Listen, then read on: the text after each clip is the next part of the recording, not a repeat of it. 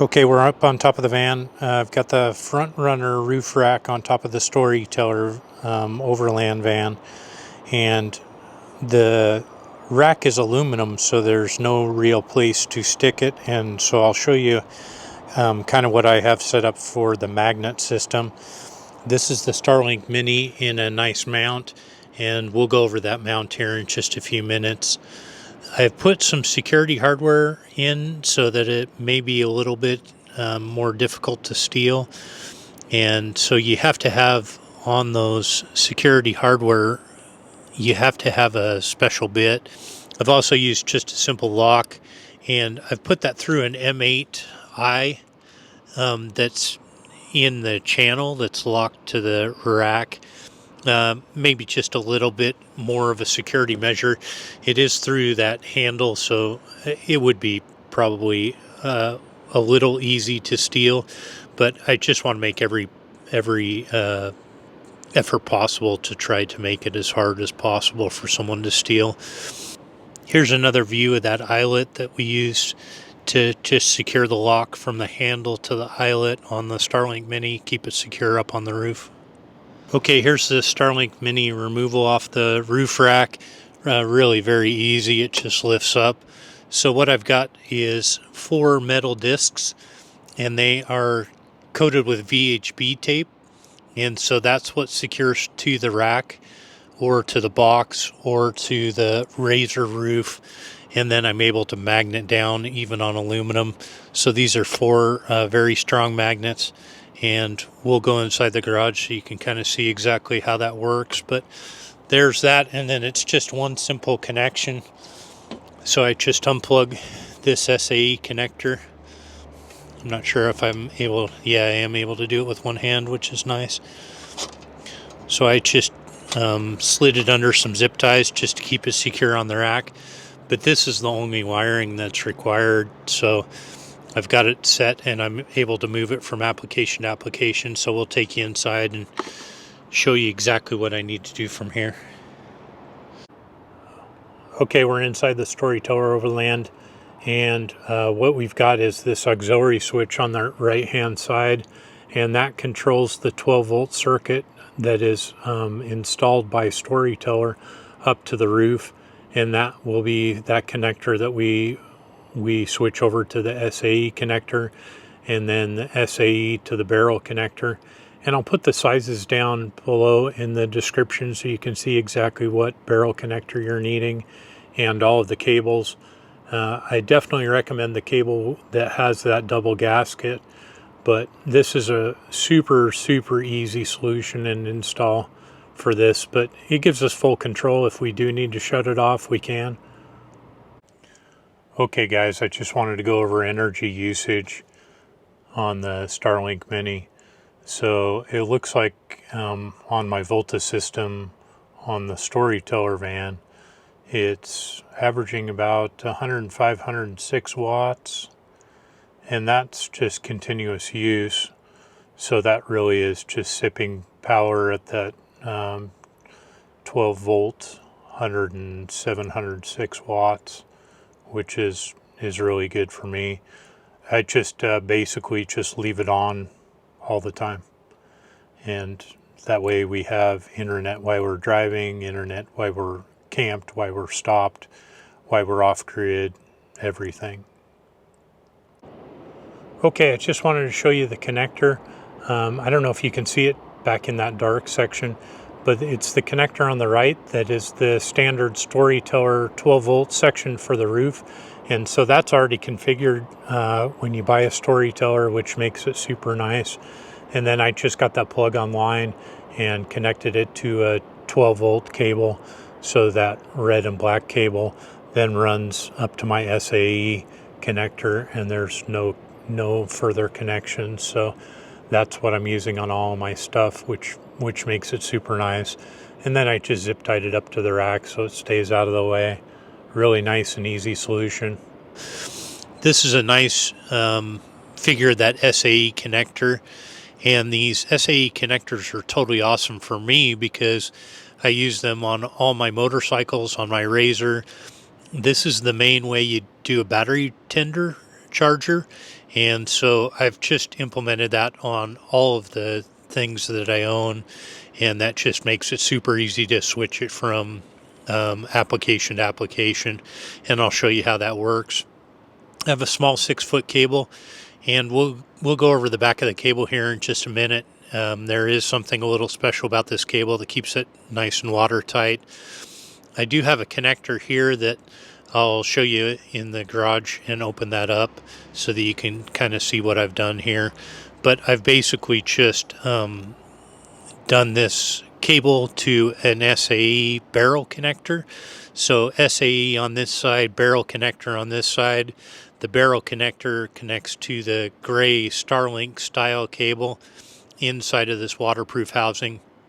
And it fits perfectly watertight on this side. On this side, I did have to put a little silicone there just to make sure that it stayed nice and watertight because it's a flat cable rather than a round cable. But that's the only possibility of ingress for water. For us here in Oregon, it's essential. I live on the coast and it rains pretty much all the time. In fact, just as I started filming this video, it started raining up here on the roof rack. And so we're going to go inside the garage and I'm going to kind of explain exactly what we've got and what other applications I use this Starlink Mini for. Okay guys, we're back in the garage. You can see the mount that I've chosen is a striker mount. They're really a nice mount. I love the aluminum feature, and these are where the actual holes were, and we'll show you exactly why I had to change those around for configuration wise. It wasn't so much the rack on the van or the top on the Razor, it was the top box for the motorcycles that limited the size configuration, so I did have to change the mounts a little bit. I also had to I wanted to put in some nylock nuts, and so I don't know if you can see down in there, but there's nylock stainless hardware on all of these mounts. It came with some locking nuts and some regular nuts, but the nylock are really the best for me, so I switched that around as well. This connector here is the Starlink style, so it's not actually a OEM Starlink, but the key is that it has these two gaskets to keep everything watertight.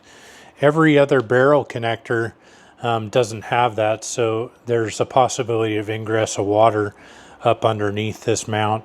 So I wanted to make sure I got this Starlink style barrel connector with the two gaskets, and that just slides in very easily to be able to secure your connection.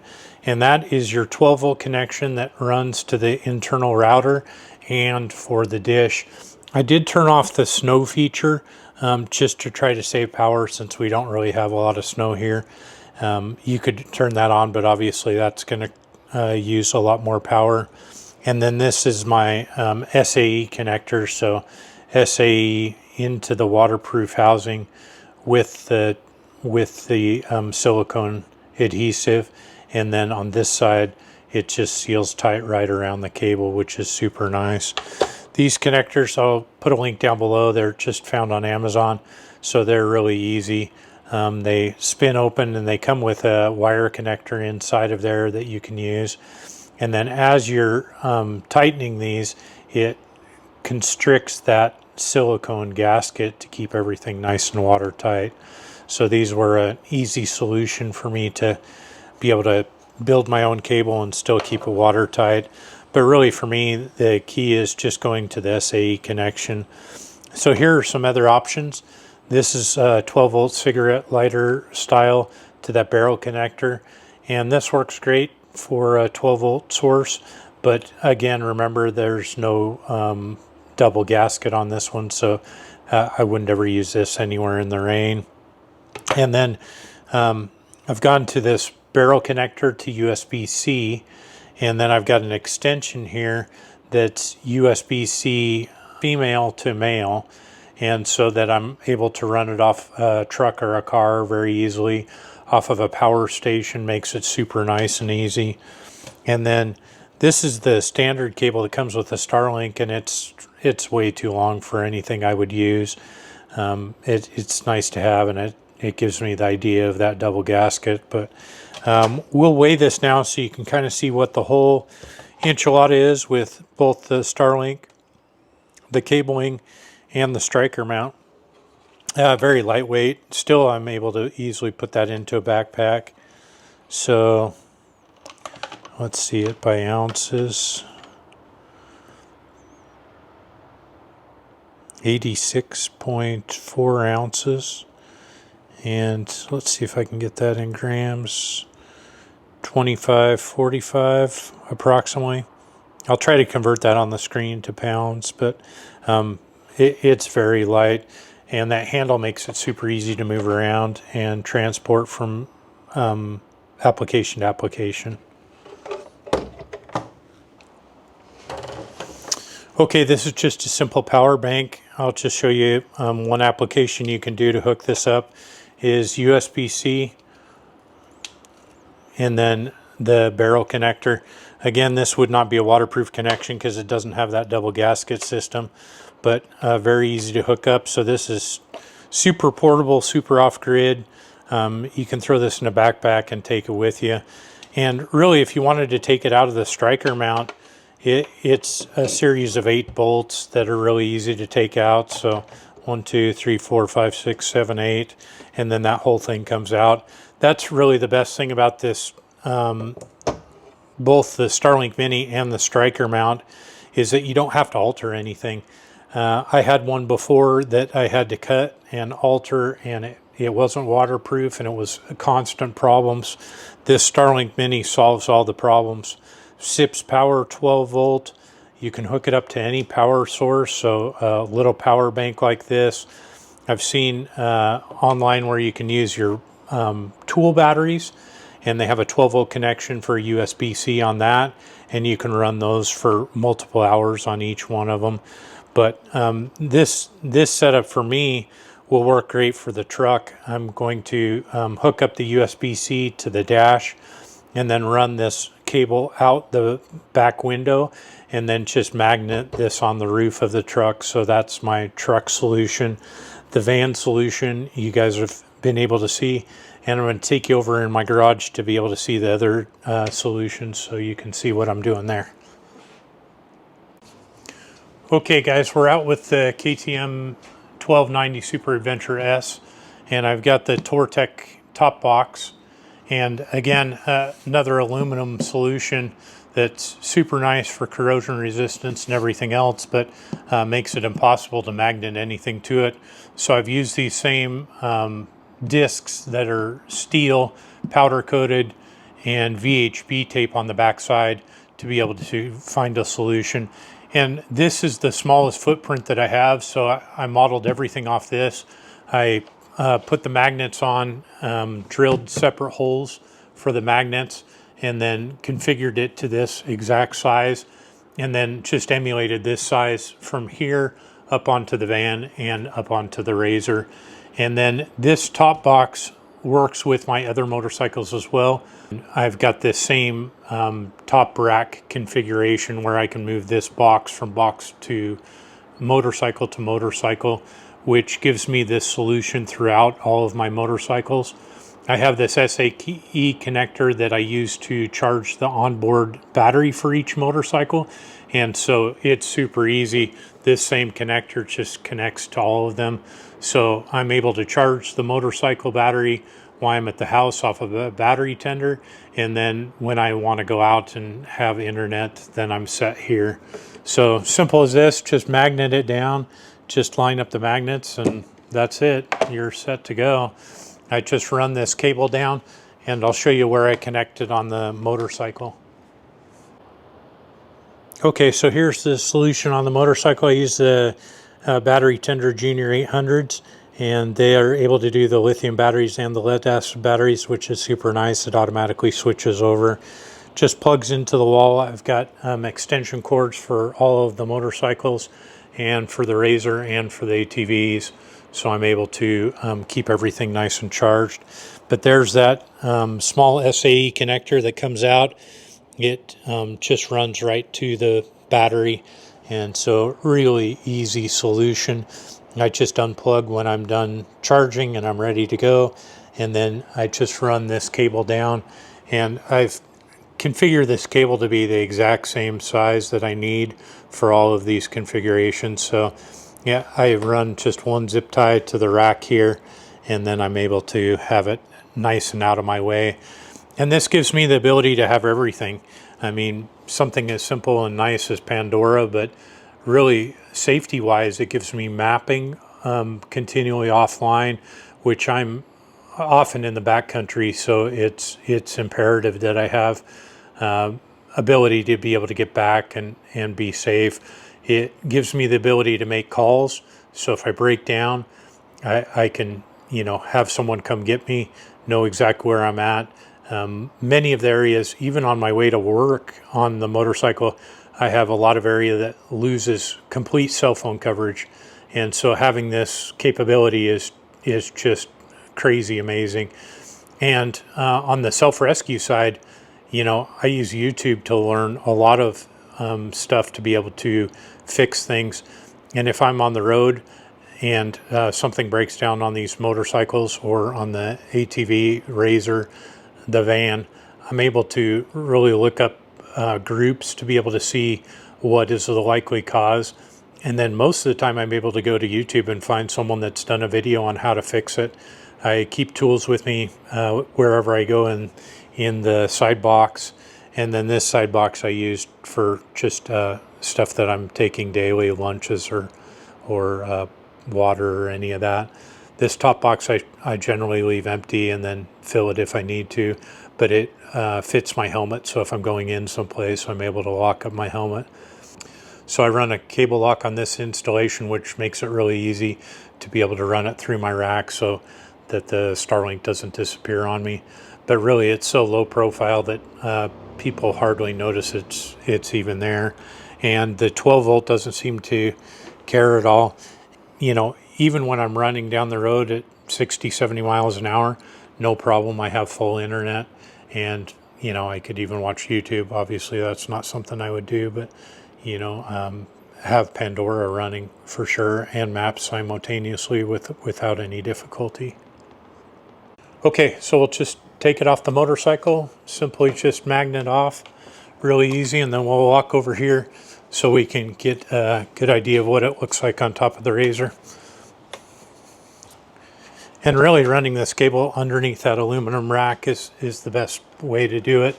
But let me see if I can take you up top so you can see what's going on the Razor.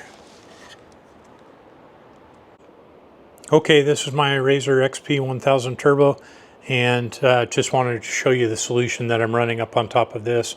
So this is just a super powerful tool to be totally off-grid and out in the middle of nowhere, which I really like. So again, just magnet it down, and I'm ready to go. I'm pretty confident that the magnets are going to hold tight. They really, I mean, even with major movement of the whole Razor, there's no problems. They lift up pretty easily, but the idea of them moving around side to side, I'm moving the whole entire Razor with just holding that handle. So I believe it's going to be super secure. Same thing, you've got the magnet bases, the 4 magnet bases, and then I've got it aligned so that it goes right through that eyelet and then locks down. So that not only gives me the security, but just really peace of mind that it's going to be there when I'm done, even through crazy rough terrain. It will keep it nice and secure. And there's the cable coming out. I'm just going to run it down this bar and zip tie it in a couple of places. And then my battery charger outlet is right below this passenger rear seat. I've got it set up here for the dogs. We have an SSS off-road platform in the back.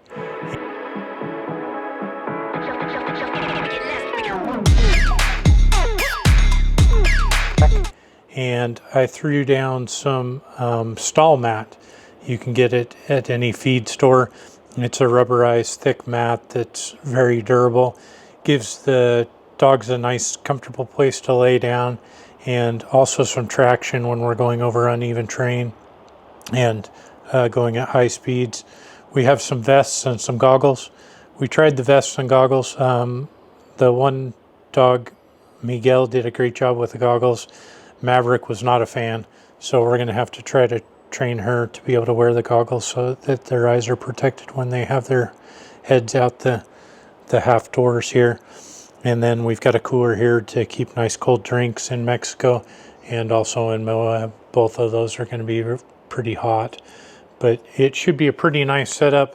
This Starlink Mini gives us that flexibility of having that safety net of calling, having internet access, having all of that connection with the outside world, even without people around, which is the perfect combination for me.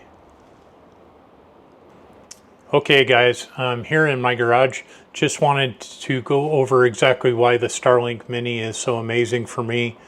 One, it's very small, very lightweight, which is perfect.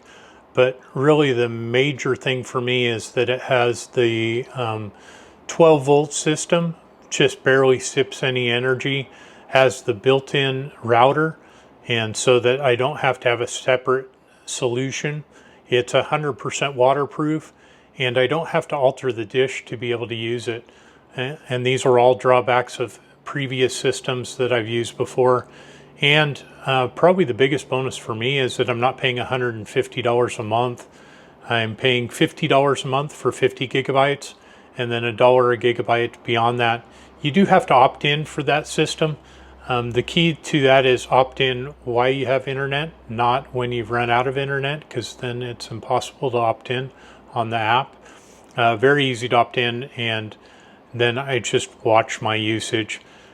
We were on the road most of this last month, and we ended up paying $63, so I used a few gigabytes over my 50, but compared to what I was paying $150, it's just a no-brainer.